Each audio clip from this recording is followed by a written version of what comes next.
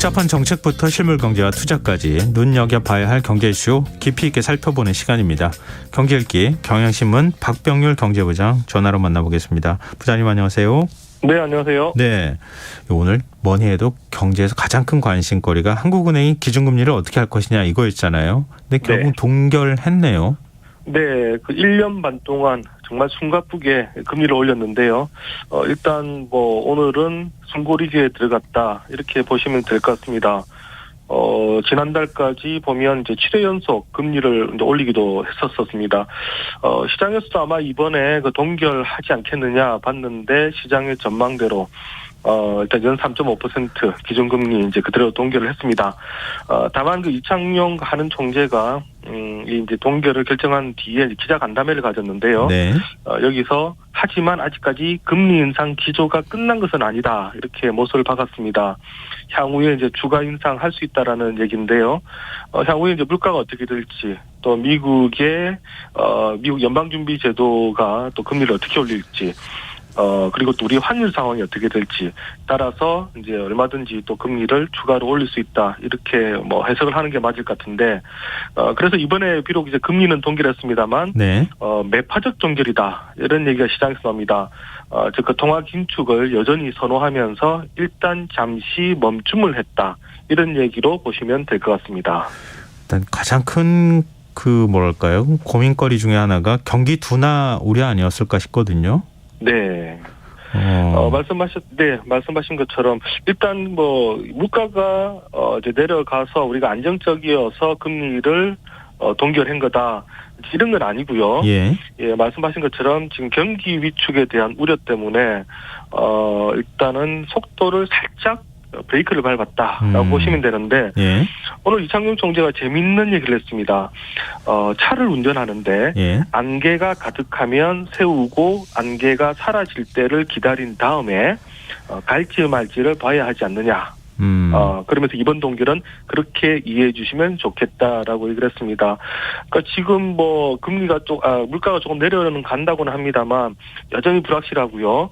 그리고 말씀하신 것처럼 또 향후에 이제 경기가 안 좋을 것 같아 이런 얘기들이 계속 나오니까 계속해서 이제 일단 긴축만 고를 하는 게 아니라 잠시 스탑을 했다 이제 이런 얘기고요.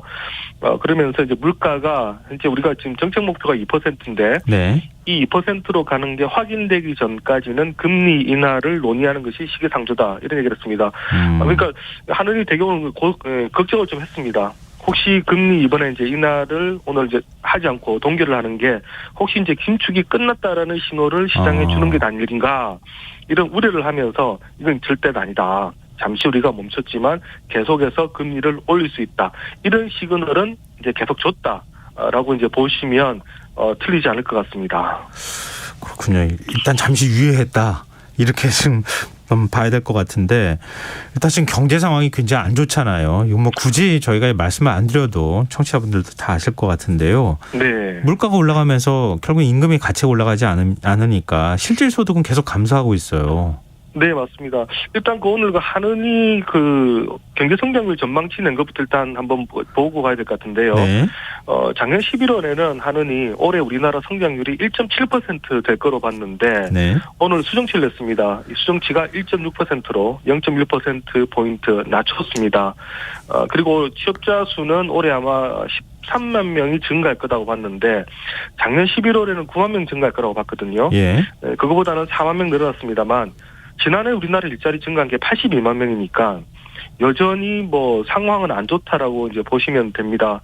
이제 이런 여러 가지 상황들 때문에 한은이 결국 이제 금리를 동결을 했는데 말씀하신 것처럼 오늘 또 통계청에서 지난 4분기 소득에 관련된 이런 지금 통계가 나왔는데요. 보니까 지난 4분기 우리나라 국민들의 그 가구당 월 평균 실질 소득이 또 마이너스를 기록을 했습니다. 2분기 연속 마이너스인데 지난해 4분기 가구당 월 평균 소득이 보니까 483만 4천 원입니다. 이게 이제 명목적으로는 1년 전보다 4.1% 증가를 했습니다만 물가가 5% 이상 올랐기 때문에 이걸 감안하니까 실질 소득은 1.1% 줄어든 것으로 나타났습니다. 지난해 3분기에도 실질소득이 2.8% 줄었으니까 2분기 연속 실질적으로 우리 그 가구가 갖는 소득은 계속해서 지금 줄어들고 있다 이렇게 보시면 됩니다. 소비 지출은 보니까 5.9%가 이제 증가를 했는데요. 이 소비도 물가를 제외하니까 실질 소비 지출이 증가한 게 0.6% 늘어나는 데 그쳤습니다. 이 말은 무슨 말이냐면 소비는 예전과 똑같은 수준으로 했는데 지출만 많이 늘어났다. 그만큼 물가의 영향을 많이 받았다 이렇게 보시면 되고요. 네. 우리가 구체적으로 그럼 우리 지출은 도대체 어디서 많이 늘어났느냐 봤더니 뭐 모든 분들 아실 겁니다.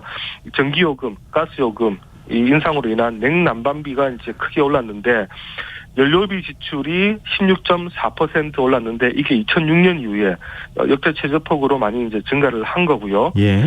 또 교통 쪽에서도 지출이 16% 늘어났습니다. 아무래도 고유가가 계속되다 보니까 차량용 기름값이 많이 올랐던 이런 부분이 있습니다. 반면에 식료품 그리고 비주류 음료 이쪽은 오히려 소비가 감소를 했고요.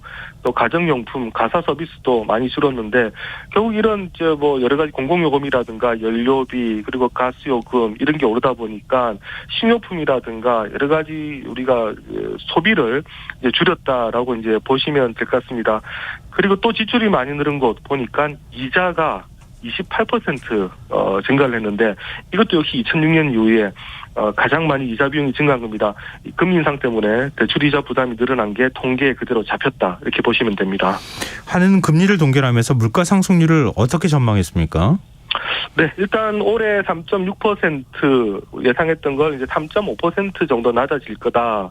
지금 이제 이렇게 봤습니다. 그러니까 소폭 낮아지는데 네. 전반적으로 하는 얘기는 아마 3월 되면 이제 물가가 4%로 떨어지고 그 연말 가면 3%대로 떨어질 것이다라고 생각을 하면서 사실 요거 믿고 일단 금리를 동결을 시켰습니다. 네. 하지만 뭐 4%, 3% 여전히 높고요. 지난해까지 높았던 고물가가 올해도 계속 높은 수준으로 이게 이어지니까 소비자가 체감하는 물가는 여전히 연말까지 높을 거다 이렇게 보시는 게 맞을 것 같습니다. 근데 이것도 그냥 좀 기대 섞인 전망이 아닐까 하는 생각도 들거든요. 지금 서민들이 느끼는 물가 인상률은 이거보다 훨씬 더 높잖아요. 네, 맞습니다. 지금 특히 공공요금 인상을 사실 정부가 이번에 부담스럽다 보니까 하반기로 또 밀어놨거든요. 예. 그러면 이제 하반기부터 뭐 서울의 뭐 버스요금, 지하철요금, 또 지방의 뭐 버스요금, 지하철요금, 이제 상수도요금, 종량제 봉투 이런 것들 만약에 하반기에 오른다면 말씀하신 것처럼 이 한은의 기대와 달리 물가가 생각보다 더 높을 수가 있고요. 네. 그리고 지금 이 오늘 한은의 기대에는 뭐가 있냐면 하반기로 갈수록 우크라이나 사태라든가 이런 것이 좀 완화가 되고 중국의 이제 리오프닝도 이것도 조금 더 정상적으로 갈 거다라는 약간 좀 기대 섞인 그런 지금 전망이 있습니다. 네. 이제 그런데 뭐 하반기에 만약에 우크라이나 사태가 확전이 된다든가 그리고 이제 중국의 리오프닝이 또 다른 어떤 역작용을 불러오게 되면 네. 물가가 생각보다 더 높아질 가능성도 분명히 있는 것 같습니다. 근데 하느니 금리를 동결하면서 지금 미국과 금리 차는 더 벌어진 게 된 겁니까? 그렇죠. 일단은 뭐 오늘 동결을 했으니까 현재까지의 이제 미국과의 금리 격차 1.25%포인트 미국의 이제 정책 금리의 상단 기준으로 해서 예. 지금 차이 나던 게 일단 유지는 됐습니다. 예. 실제 문제는 연준이 이제 다음 달 또 그다음에 5월 달 지금 최소 두 차례 걸쳐가지고 시장 전망은 각각 0.25%포인트 정도 올리지 않겠느냐 이렇게 보고 있는데 네. 그럼 지금 1.25%포인트가 만약에 두 차례 올리게 되면 1.75%포인트까지 벌어지게 되고요. 예. 이건 지금 우리 금융 역사상 한미 간 금리 격차가 가장 많이 이제 벌어지게 되는 겁니다. 예. 이럴 경우에 역시 이제 부작용 우려할 수밖에 없는데 요런 이제 우려가 계속 나오다 보니까 오늘 이창용 총재가 이런 얘기를 했습니다. 분명히 환율이 우리 그 물가 경로에 주는 영향은 중요한 고려 사항이긴 하지만 우리는 지금 1,300원이 되든 1,400원이 되든 이런 특정 환율 수준에 의미를 두고 있지는 않다. 지금 이런 얘기를 했거든요. 네. 그러니까 환율이 좀 오르더라도 우리는 뭐 굳이 환율 때문에 금리를 우리가 영향을 주진 않겠다는 얘기인데 하지만 이건 뭐 지금 얘기고 만약 실제로 환율이 뭐 1,400원, 1,500원 가게 되면 하느니 금리 계속해서 동결하기는 어려울 겁니다. 뭐 만약에 빅스텝을 밟는다 그러면 더 벌어지는 거 아닙니까? 빅스텝 밟을 가능성도 있잖아요. 네, 최근에 뭐 미국의 경기가 호조다, 그리고 물가는 생각보다 지금 떨어지지 않고 있다 이런 얘기 나오니까 뭐 기본 0.25%포인트 올리고 또 일각에서는 0.5%포인트 또 올릴 수 있는 것 아니냐 이런 얘기 나오는데 말씀하신 것처럼 만약 0.5%포인트를 올리면 지금 한은이 오늘 예상한 것과 또 차이가 나게 되거든요. 네. 그러면 이제 다음번 금통위에서 동결 가기는 상당히 힘들어지고 또 환율이라든가 이런 부분들 약간 불안정성이 커질 수가 있습니다. 그러니까 이번에는 동결을 했지만 다음번에는 동결하기는 쉽지 않을 가능성이 이제 높다. 이렇게 일단은 전망할 수밖에 없을 것 같은데요. 근데 지금 금융시장은 이번 금리 동결 결정에 어떤 반응을 보였습니까? 네, 일단 오늘은 보면 그 코스피도 소폭 올랐고요. 이제 원달러 환율도 내렸는데 요게 이제 시장이 일단 그 전망치에 부합을 했기 때문입니다. 이미 우리 금융시장은 그 어제부터 아마 한은이 동결을 할 거다 이렇게 봤는데 네. 뭐 시장이 동결할 거다 했을 때 이제 동결을 하게 되면 일단은 안정을 이제 취하게 되는 이제 그게 일반적인 속성이니까 예. 그대로 일단 코스피 소폭 올랐고요. 아마 오늘 주식 갖고 있는 분들 보셨겠지만 대표적인 우리나라 주요 시총 상위 종목들 오늘 소폭씩 이제 다 올랐습니다. 그리고 이제 환율도 이제 7.8원 내려서 이제 1,297원으로 갔는데 이제 환율의 경우는 한은이 금리를 동결하면서도 하지만 향후에 금리를 올릴 수 있다. 이제 이런 얘기를 했기 때문에 이 한미 간 금리 격차가 무작정 늘어나지는 확장되지는 않을 거다라는 일단 이 기대, 요 기대 때문에 일단 소폭 이 환율이 안정을 찾았다라고 이제 분석을 합니다. 하지만 또 내일 이후에 또 금융시장이 어떻게 반응할지는 조금 더 지켜봐야 될 것 같습니다. 근데 요즘에 그 은행 금리가 높았잖아요, 그동안에. 그 네. 은행에다가 예금을 했던 분들이 이제 금리가 낮아지는 상황이 돼버리니까 그걸 빨가지고 지금 주식시장으로 많이 넣고 있다고 하더라고요. 근데 지금 네. 주식시장을 예측하기가 너무 어렵다. 들쭉날쭉이라고 하는데 주식시장 어떻게 갈 것 같으세요? 지금 말씀하신 것처럼 지금 사실 그 연초부터 지금 전망들이 다 그려졌습니다. 원래는 올해 1월 효과가 없을 거라고 봤는데 예. 예상보다 강한 1월 효과가 있었기 때문에 지금 저희가 증시 전문가들한테 물어봐도 상당히 올해 시장 예측하기 힘들다라는 지금 얘기를 하고 있습니다.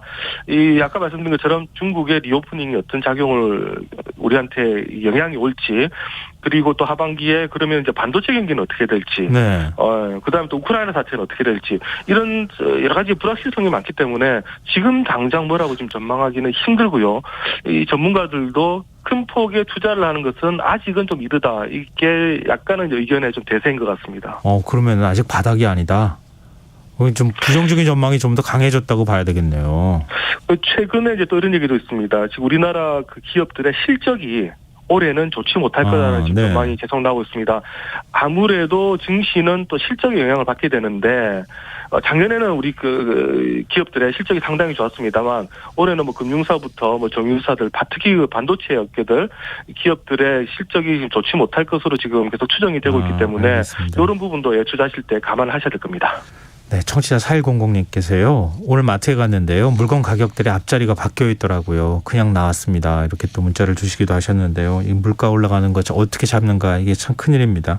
네, 오늘 말씀 잘 들었습니다. 고맙습니다. 네, 감사합니다. 네, 지금까지 경제읽기 경향신문 박병렬 경제부장이었습니다.